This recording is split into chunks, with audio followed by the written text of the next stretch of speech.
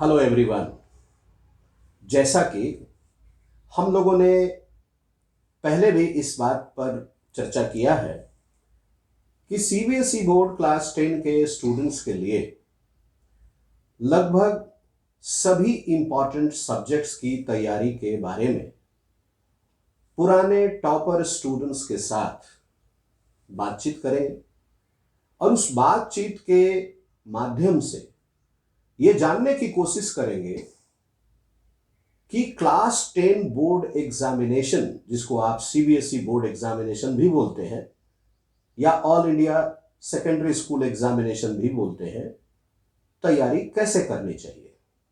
जिस रास्ते पर चल करके लोगों ने सफलता प्राप्त की है, अगर उस रास्ते की जानकारी हमें मिल जाए तो हमारे लिए सफलता पाना बड़ा आसान हो जाता है। बातचीत के क्रम में आज जिस विषय पर चर्चा करने वाले हैं उसका नाम है सोशल साइंसेस, सामाजिक विज्ञान। और सामाजिक विज्ञान यानी सोशल साइंस के ऊपर डिस्कशन करने के लिए, अपने एक्सपीरियंसेस को शेयर करने के लिए आज हमारे साथ है वैशाली दुबे। वैशाली दुबे का परफॉर्मेंस सीबीएसई बोर्ड एग्जामिनेशन में काफी बेहतरीन रहा। Congratulations Vaishali. First of all, you introduce yourself to the students. Thank you, sir. This is Vaishali Dubey, and today I'm here to share my experiences with you all and give my suggestions. I appeared for my board examinations in the year 2019, and I got a total aggregate percentage of 96.2, and my score in social science was 97. In other subjects? In English, I scored 93. Mathematics, my score was 98. Science, it was 95, and in Sanskrit, it was 98. Vaishali, सबसे पहले social science के बारे में आप अपने विचार ये बताइए कि इस सब्जेक्ट को, जिसे सामान्यतः जनरली स्टूडेंट्स बड़ा लाइटली लेकर के चलते हैं और ये मान के चलते हैं कि कभी भी तैयारी कर लेंगे और बहुत अच्छा मार्क्स आ जाएगा, कुछ भी लिख देंगे और बहुत अच्छा मार्क्स आ जाएगा, इसमें आपका क्या विचार है? ऐसा नहीं है। You have to study this subject thoroughly. ये बहुत इम्पॉर्टेंट और ऑनेस्टली स्पीकिंग बहुत इंटरेस्टिंग सब्जेक्ट है। इसमें आप हिस्ट्री, सिविक्स, जोग्राफी और इकोनॉमिक्स देख लें तो ये चारों सब्जेक्ट्स हमारी लाइफ से बहुत ज़्यादा जुड़े हुए हैं। अपने चारों तरफ हम सिविक्स है, रूल्स हैं, लॉज हैं, ये देखते हैं। Geography is so much related to our lives, economics also, and history बहुत इंटरेस्टिंग है। आज इंडिया जैसा है या हमारी लाइफ जैसी है, इसे हिस्ट्री ने बहुत इंपॉर्टेंटली शेप किया है, इसलिए उसे समझना इज़ जस्ट वेरी इंटरेस्टिंग। और अगर हम ये सोचें कि इस सब्जेक्ट को हम एंड में पढ़ लेंगे या कुछ भी लिख के मार्क्स आ जाएंगे, तो that is not the case. Being thorough with the subject is very important. Vaishali का मानना है कि सोशल साइंस के चारों कंपोनेंट्स, हिस्ट्री, सिविक्स, ज्योग्राफी और इकोनॉमिक्स, हमारी लाइफ से पूरी तरह से डायरेक्टली या इनडायरेक्टली जुड़े हुए हैं। अगर हम उसी तरह से इनको जुड़े हुए रूप में देख करके ही इनको स्टडी करें तो पहली बात, हम रटने से बचेंगे और दूसरी बात, हम बेहतर से बेहतर तरीके से इनको समझ पाएंगे। चारों पार्ट है। 80 मार्क्स का बोर्ड एग्जाम होता है। 20 मार्क्स चारों के लिए है, यानी 80 मार्क्स है। 20 मार्क्स के इंटरनल असेसमेंट है, उसमें आपका क्या स्कोर हुआ उसको आप भूल जाइए। ये जो 80 मार्क्स का बोर्ड एग्जाम होता है सीबीएसई का, इसकी तैयारी के लिए ये जरूरी है कि चारों कंपोनेंट्स को अपनी लाइफ के साथ जोड़ करके समझने की कोशिश करें, रटने की कोशिश ना करें। इस बात पर वैशाली आप समझाइए कि आप टॉपिक्स को रटती थी या टॉपिक्स को क्वेश्चन आंसर फॉर्म में समझने की कोशिश करती थी या टॉपिक को ही समझने की कोशिश करती थी? क्या तरीका आपने अपनाया था? फर्स्टली रट के तो अच्छा स्कोर लाना इज़ वेरी हार्ड। रट के सिर्फ पास हो सकते हैं। To score good you have to understand the topic, and उसे अगर समझने लगोगे तो डेफिनेटली मज़ा भी आएगा। जैसे कि मैंने तैयारी कैसे की, तो एनसीईआरटी से स्टिक करना बहुत इंपॉर्टेंट है. If you go towards the NCERT you will find कि हर बात किसी ना किसी स्टोरीज के थ्रू एक्सप्लेन की गई है जिससे आपका इंटरेस्ट अराउज हो. इकोनॉमिक्स में देख लो तो केस स्टडी होती है एंड वो आपको टॉपिक समझने में बहुत हेल्प करता है, और ये चीज़ें हम अपने आसपास इतना देखते हैं कि समझ भी जल्दी आती है. अगर आप उसे सिर्फ इस ओपिनियन से पढ़ेंगे कि मुझे क्वेश्चन आएगा और मुझे आंसर लिखना है, तो सब्जेक्ट बोरिंग हो जाएगा एंड शायद उतना अच्छा स्कोर आए भी ना. If you study with the thought कि मुझे पढ़ना है बिकॉज इट्स इंटरेस्टिंग, तो आप स्कोर भी बहुत आराम से कर लेंगे. It will not be a hard task. NCERT अगर आप देखें तो यू विल फाइंड कि अगर कोई भी 5 मार्क का क्वेश्चन आ रहा है तो उसके डेफिनेटली 6 से 7 पॉइंट्स हैं एनसीईआरटी में. ये बहुत इंपॉर्टेंट पॉइंट वैशाली ने बताया. अगर एनसीईआरटी के टेक्स्ट बुक को, लेटेस्ट एडिशन की टेक्स्ट बुक को थॉरो स्टडी किया जाए, उसके हर अगले इवेंट को एक दूसरे से जोड़ करके समझा जाए और समझने के बाद फिर अपने वर्ड्स में उनको लिखने की कोशिश की जाए और क्वेश्चन भी खुद से फ्रेम किए जाएं, तो मुझे लगता है कि बड़ा इंटरेस्टिंग मामला होता जाएगा, समझना आसान होता जाएगा, और जैसे जैसे बातें समझ में आएंगी वैसे वैसे हमारी क्यूरियोसिटी, उत्सुकता भी बढ़ेगी. वैशाली, सोशल साइंसेस को लेकर के अक्सर ये धारणा बनी रहती है कि इसका नोट्स बनाया जाए क्या. तो नोट्स बनाना बेहतर है या थॉरो स्टडी करना और उसको समझना बेहतर है? इनिशियली थॉरली बुक को पढ़ना बहुत ज़रूरी है, क्योंकि अगर आप नोट्स कहीं से सिर्फ सेंटेंसेस देख के लिख लेंगे तो वो नोट्स आपको कभी हेल्प नहीं करेंगे. एनसीईआरटी के साथ थोरो रहिए, उसमें जो स्टोरीज हैं उन्हें अच्छी तरह से पहले समझिए, उसके बाद अपने थॉट से आपने जो सीखा, जो समझा, उस हिसाब से नोट्स बनाइए, तब वो नोट्स आपकी हेल्प कर पाएंगे. ये पॉइंट वैशाली ने बहुत सही बताया कि एनसीईआरटी का थॉरो स्टडी करना पहले बहुत जरूरी है, क्योंकि सीबीएसई की प्रेस्क्राइब्ड टेक्स्ट बुक है. ठीक है. दूसरी बात यहां पर यह है कि पढ़ने के बाद, समझने के बाद किसी भी टॉपिक के ऊपर अगर खुद से लिखा जाए तो वो ज्यादा इंटरेस्टिंग भी होगा और ज्यादा आसानी से समझ में भी आएगा और ज्यादा दिनों तक याद भी रहेगा. वैशाली, एक और बात पे मैं यहां चर्चा करना चाहता हूं कि कई स्टूडेंट्स ऐसा मानते हैं कि उन्होंने एनसीईआरटी के टेक्स्ट बुक में कुछ पढ़ा, उसको बहुत अच्छे से समझ लिया, तो उसको ज्यादा समय तक टिकाऊ कैसे बनाए रखें. Share and care. आप अपने उन फ्रेंड्स के साथ उन बातों को, उन फैक्ट्स को शेयर कीजिए तो आपका रिवीजन होता जाता है. आप इसको कहां तक सही मानती है? बात बहुत सही है. अगर आप किसी टॉपिक को लेके अपने फ्रेंड्स के साथ डिस्कशन करेंगे तो क्लैरिटी भी ज़्यादा आएगी और एक बहुत फन वे में रिवीजन हो जाता है. उसके थॉट्स, आपके थॉट्स मिलके आपको एग्जैक्ट टॉपिक याद रखने में बहुत हेल्प मिलेगी. बट आई वुड सजेस्ट ये प्री बोर्ड्स के पहले तक करो, बिकॉज जब आप प्री बोर्ड्स देने जा रहे हैं तो एक बार आपका सिलेबस ख़त्म हो चुका है और आप हर सब्जेक्ट को पूरी तरह से समझ चुके हैं. इस तैयारी के साथ आप प्री बोर्ड्स का एग्जाम देंगे. After pre boards you should focus on revision. Yes, you are right. Vaishali ने एक बहुत अच्छा पॉइंट मुझे दिया, मैं उस पर आने वाला था, लेकिन इन्होंने ही उस पॉइंट की तरफ इशारा कर दिया. वो पॉइंट है प्री बोर्ड एग्जामिनेशन और उसका इंपॉर्टेंस. वैशाली, आप ये बताइए कि आपने प्री बोर्ड एग्जामिनेशन तक तो जबरदस्त तैयारी की होगी, अपनी तरफ से भरपूर तैयारी की होगी, लेकिन प्री बोर्ड एग्जाम जो आपने दिया, तो इसमें आप मुझे 3 बातें बताइए.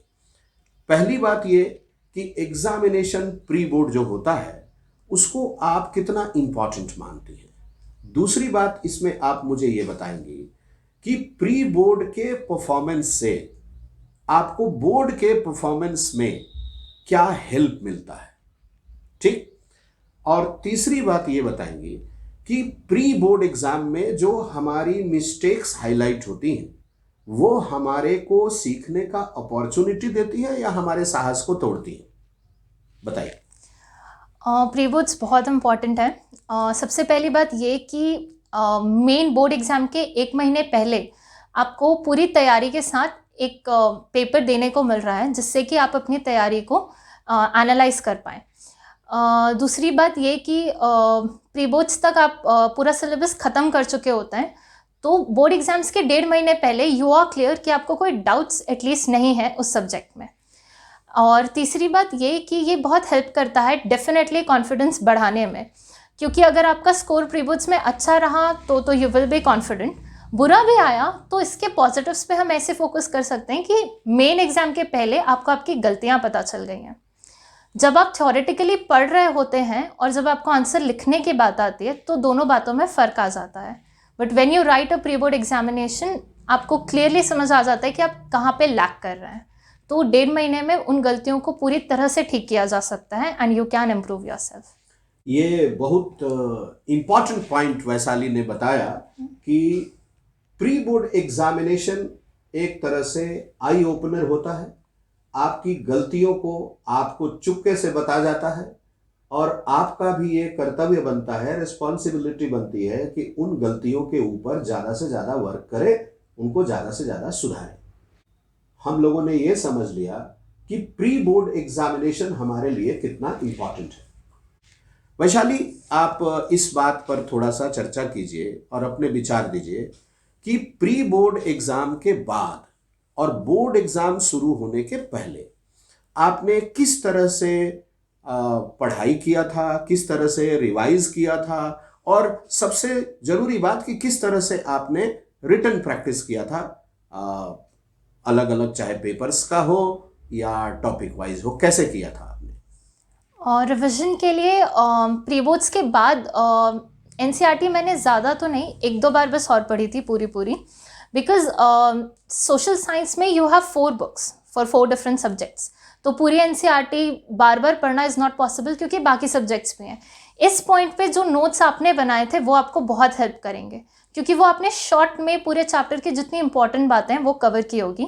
तो इस टाइम पे मैं अपने नोट्स पे रिलाई कर रही थी।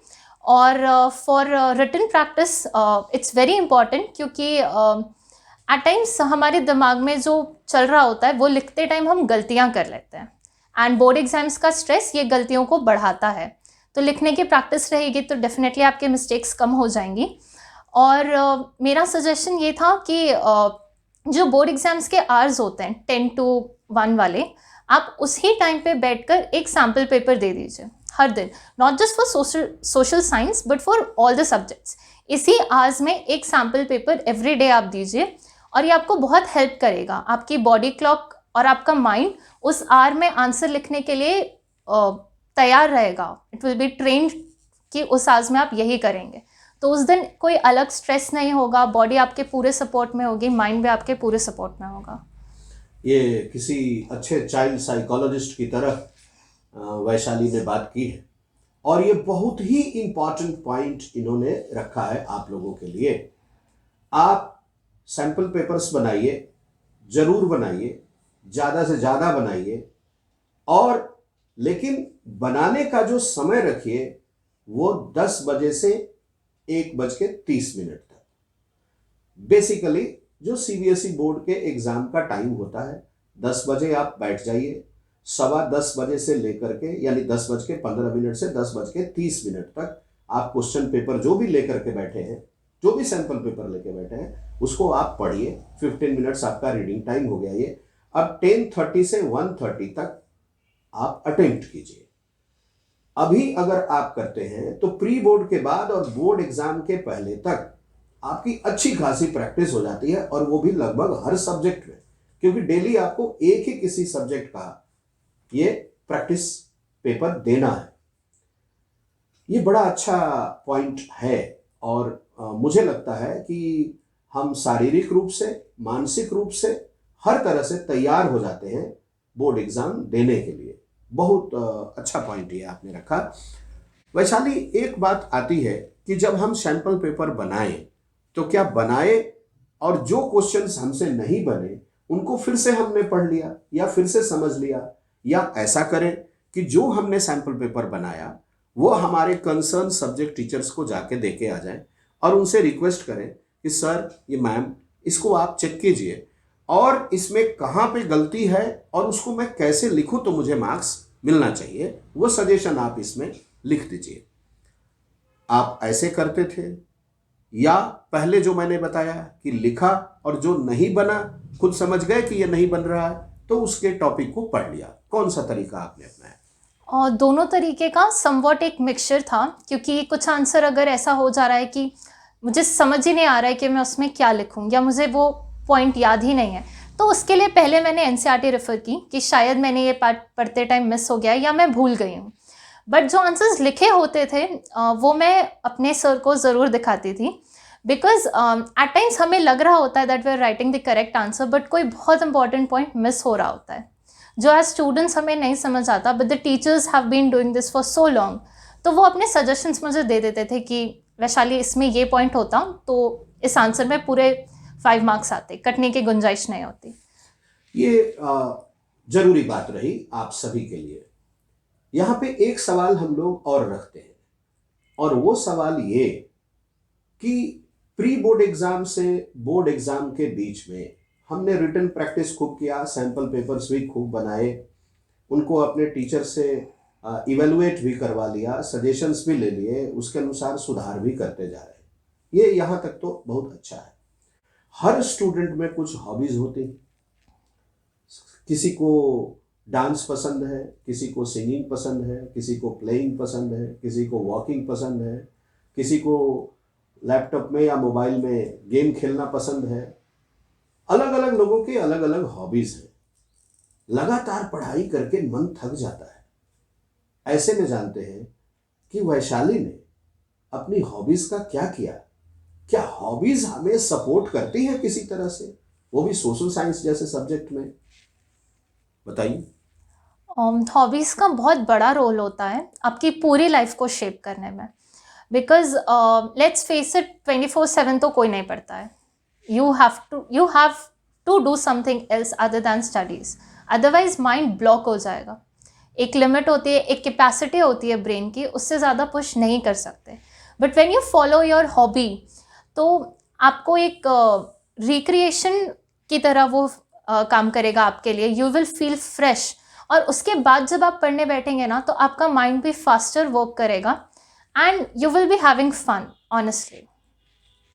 ये लगभग हर सब्जेक्ट के बारे में टॉपर्स के साथ स्टडी टिप्स लेते समय मैंने ये सवाल रखा है, आप लोगों ने गौर किया होगा शायद।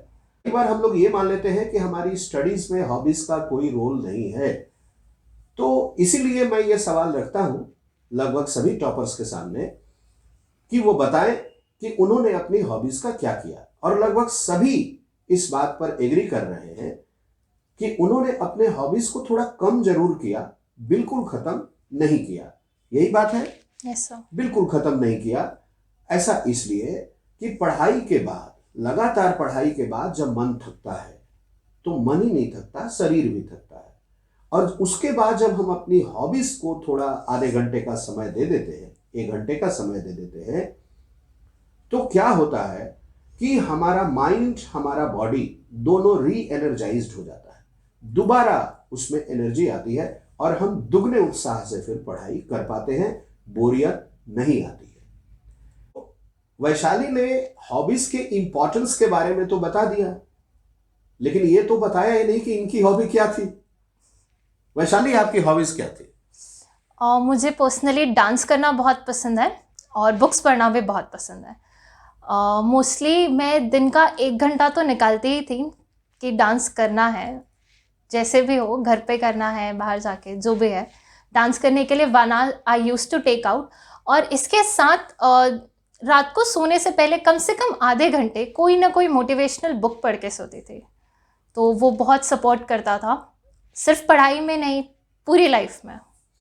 ये जो वैशाली ने बात रखी और मैंने जो ये सवाल किया वैशाली से कि आपकी हॉबीज क्या रही हैं, ये मैं देख चुका हूं। एक बार इन्होंने अपने स्कूल में एक प्रोग्राम दिया और उस प्रोग्राम के लिए ये अपने हाउस को रिप्रेजेंट कर रही थी। आप लोगों ने सुना होगा छत्तीसगढ़ की प्रसिद्ध पांडवानी सिंगर तीजन बाई का नाम। इन्होंने उनका रोल किया, ये रोल किया या तीजन बाई खुद ही गा रही थी, ये समझ में नहीं आ रहा था लोगों को। मैंने देखा कि कई बार लोग इनकी घेर घेर करके प्रशंसा करते थे कि आपने बहुत अच्छा किया। तो उस समय जो वैशाली के चेहरे पे चमक दिखती थी, उससे ये लगता था कि इस एक परफॉर्मेंस ने वैशाली के कॉन्फिडेंस को कितना बढ़ा दिया है।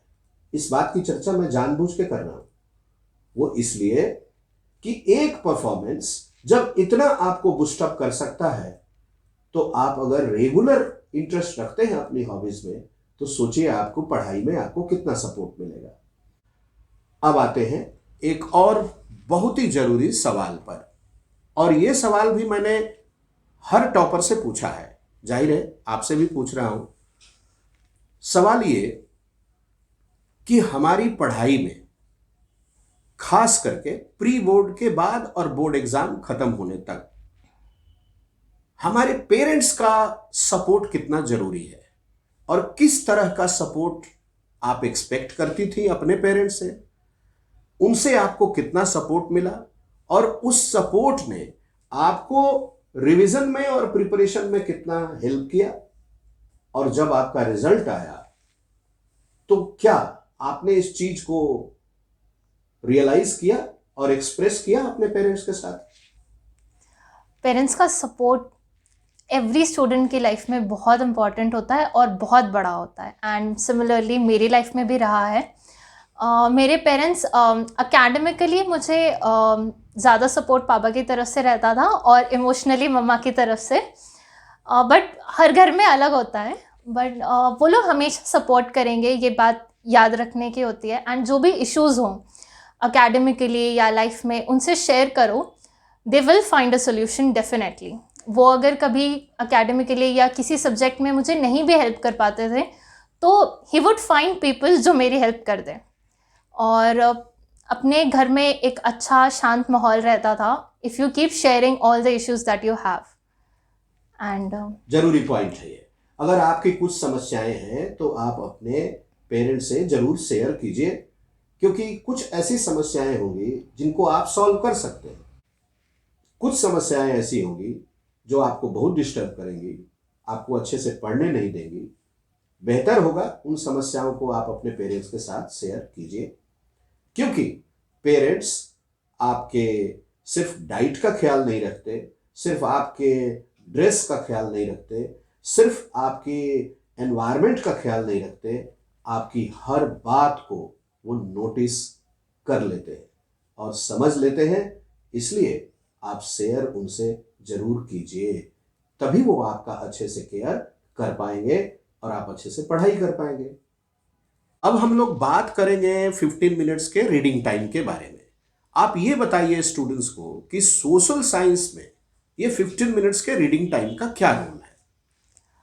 ये 15 मिनट्स का रीडिंग टाइम जो है वो बहुत इंपॉर्टेंट होता है।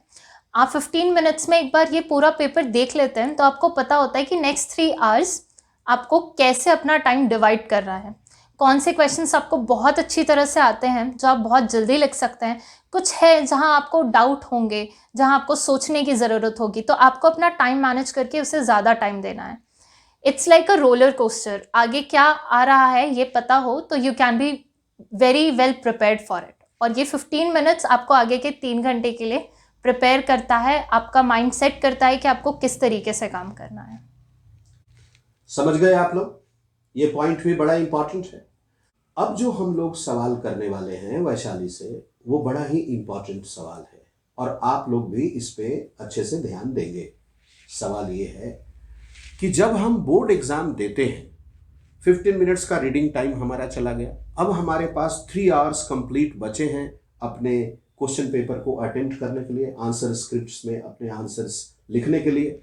आप हमें ये बताइए कि कैसे हम आंसर लिखें कि हम कंफर्टेबल रहें, हमारा कोई आंसर छूटे भी नहीं और हम सब अच्छे से कर लें। किन बातों का ध्यान रखना चाहिए? फर्स्ट ऑफ ऑल मेरा सजेशन यही है कि क्वेश्चन पेपर में जो क्वेश्चन का ऑर्डर है वही सीरियल ऑर्डर आप भी फॉलो करें वाइल आंसरिंग। और हर दो आंसर के बीच में आप दो दो लाइन छोड़िए कि वाइल आपको एंड में अगर लगे कि इसमें ये एक पॉइंट जुड़ सकता है या कहीं कुछ गलती हो गई है, वो आपको काट के दोबारा लिखना है, तो एक मेस क्रिएट नहीं होगा। अगर आपके पास नीचे दो लाइन बची होगी तो you can easily strike it of, और नीचे या अगर आप चाहें तो पॉइंट्स ऐड कर सकते हैं। अदरवाइज यहाँ स्टार मार्क करके ऊपर नीचे घुसा घुसा के लिखना, इससे आपके पेपर बहुत मेस लगता है। जो टीचर आपके पेपर चेक कर रहे हैं उनके लिए इट बिकम्स वेरी हार्ड और आपका इंप्रेशन खराब हो जाता है वहाँ पे। तो उसे जितना नीट एंड क्लीन रखिए, अपनी हैंडराइटिंग अच्छी रखिए। अदरवाइज यूजुअली लोगों की आदत होती है कि स्टार्ट बहुत सुंदर हैंडराइटिंग से होता है और एंड तक बहुत बुरी हालत में पहुंच जाता है। बट पूरे पेपर को मेंटेन करके अच्छे तरीके से लिखिए और सोच के टाइम बचा के लिखिए, और हर आंसर के बाद थोड़ी थोड़ी जगह छोड़िए। जो खाली पेजेस छूट जाते हैं उन्हें स्ट्राइक ऑफ ज़रूर कीजिए, अदरवाइज लगेगा कि शायद कुछ मिस हो गया है। आप अपना आंसर शीट जितना ज़्यादा प्रेजेंटेबल और जितना ज़्यादा इजी टू रीड रखेंगे, आपको मार्क्स उतने ज़्यादा मिलेंगे। ये तो आपने बहुत अच्छा बताया वैशाली। अब ये बताइए कि जैसे 3 और 5 मार्क के जो क्वेश्चंस होते हैं उनमें पॉइंट्स लिखना पड़ता है, और पॉइंट्स लिख के फिर एक्सप्लेन करना होता है। कहीं कहीं कहीं कहीं कोई स्टेटमेंट रहता है, उसी को एक्सप्लेन करना होता है। तो इसमें आपका क्या सजेशन है? मेरा सजेशन यही है कि आंसर जब भी आप स्टार्ट करें, अगर क्वेश्चन में लिखा भी है कि राइट इन पॉइंट्स, तो भी एक स्टार्टिंग इंट्रोडक्टरी लाइन बहुत इंपॉर्टेंट होती है। एज फॉलोज करके आप पॉइंट्स पे जाएं तो वो आपके आंसर को बहुत बेटर बनाता है। और पॉइंट्स का स्टार्ट, अगर आप हर पॉइंट को एक हेडिंग दे दें एंड उसे अंडरलाइन कर ले पेंसिल से, तो it will be very nice. और फिर उस पॉइंट को एक्सप्लेन करने की तरफ जाइए। इससे आपका आंसर बहुत प्रेजेंटेबल लगेगा और लगेगा दैट आप जो लिख रहे हैं वो आपको पता है अच्छी तरह से। एंड अंडरलाइन आप पेंसिल से करने की कोशिश कीजिए, and instead of using 2-3 colour के पेन, ब्लू से लिखिए, पेंसिल से अंडरलाइन कीजिए। Just try to keep it neat and clean.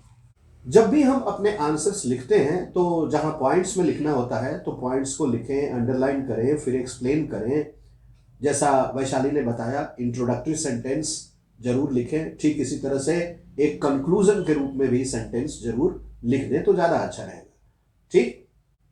फिर बात आती है यहाँ पे कि जब हम ये आंसर्स लिखते हैं और हमसे कहीं कहीं कोई गलतियां हो जाती है, किसी भी तरह की गलती हो सकती है, तो उसको पूरी तरह से काट न दे।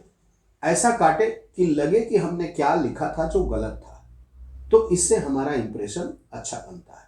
अब हम लोग वैशाली से ये जानना चाहेंगे कि लास्ट में 5 या 10 मिनट बचाना क्यों जरूरी है? क्यों वैशाली, क्यों जरूरी है? लास्ट में 5-10 मिनट्स अगर आपके पास रिवीजन के लिए हों तो वो आपको बहुत हेल्प करेगा। आप एक बार अपना पूरा पेपर देख पाएंगे। कभी अगर कोई पॉइंट याद नहीं आ रहा होता है तो हम उसके लिए थोड़ी जगह छोड़ के आगे बढ़ जाते हैं, एंड एंड में अगर वो दिमाग से निकल गया तो वाइल रिवाइजिंग आपको ध्यान आ जाएगा। कभी कभी जब हम आंसर लिखते हैं तो we end up making grammatical errors. इतनी हड़बड़ी में दिमाग में आंसर चल रहा होता है और हम लिख रहे होते हैं, तो जो कनेक्टिंग वर्ड्स होते हैं कभी कभी इज आर जैसे, ये छूट जाते हैं। इन पे मार्क्स नहीं होते हैं, बट ये आपका इंप्रेशन खराब करता है जो भी टीचर आपका पेपर चेक कर रहे हैं उनके सामने। तो ये गलतियाँ छोटी छोटी आप सुधार सकते हैं, या आपको कोई पॉइंट याद आया तो आप वो ऐड कर सकते हैं। और ये आखिरी के 5-10 मिनट्स आपको काम करते हैं। आपको अपना मैप अटैच करना होता है अपनी आंसर शीट से, ये आप आराम से कर पाते हैं। ये पॉइंट वैशाली ने बहुत अच्छा बताया।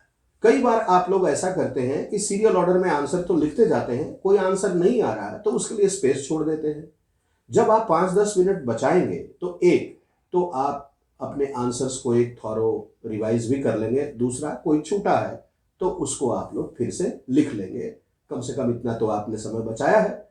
तीसरी बात जो इन्होंने की कि मैप्स जो हैं ज्योग्राफी और हिस्ट्री के, उनको प्रॉपरली अटैच कर पाएंगे।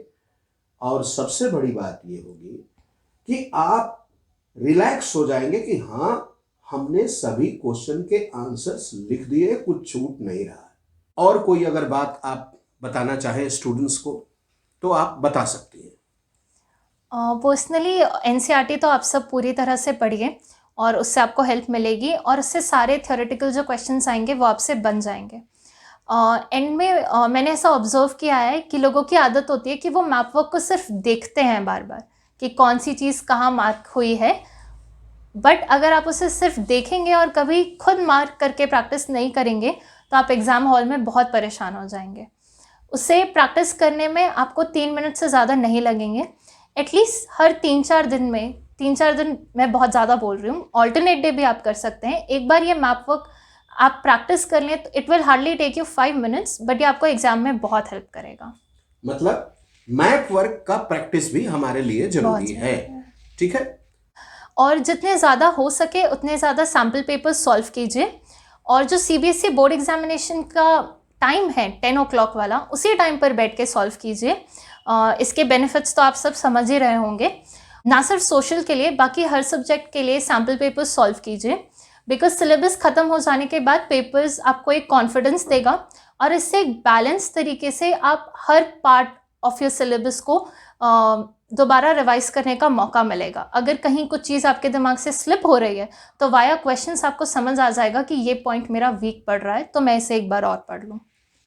अभी जो हम लोगों ने वैशाली से चर्चा की, इसमें हम लोगों ने जानने की कोशिश की कि सोशल साइंस की तैयारी कैसे करनी चाहिए। प्री बोर्ड एग्जाम से लेकर के और बोर्ड एग्जामिनेशन के बीच का जो समय है उसमें हम कैसे रिवाइज करें, कैसे प्रैक्टिस करें, प्रैक्टिस करते समय किन किन बातों का ख्याल रखें, हम हमारे पेरेंट्स से कैसे सहयोग ले सकते हैं, सपोर्ट ले सकते हैं, हेल्प ले सकते हैं, और हमारे लिए हमारी हॉबीज हमें कितना सपोर्ट कर सकती हैं, इन बातों पे चर्चा हुई। लेकिन वैशाली ने जो सबसे महत्वपूर्ण बात बताई वो ये कि CBSE बोर्ड का जो एग्जाम का ड्यूरेशन है, उसी ड्यूरेशन में अगर आप सैंपल पेपर्स बनाते हैं तो आपको ज्यादा से ज्यादा लाभ मिल सकता है। तो अब हम लोग वैशाली को धन्यवाद कहते हैं। Thank you Vaishali, thank you very much for talking to us on social science and motivating students, encouraging students and giving them valuable tips for their better performance in coming board examination. Thank you once again. God bless you. Thank you, sir. All the best.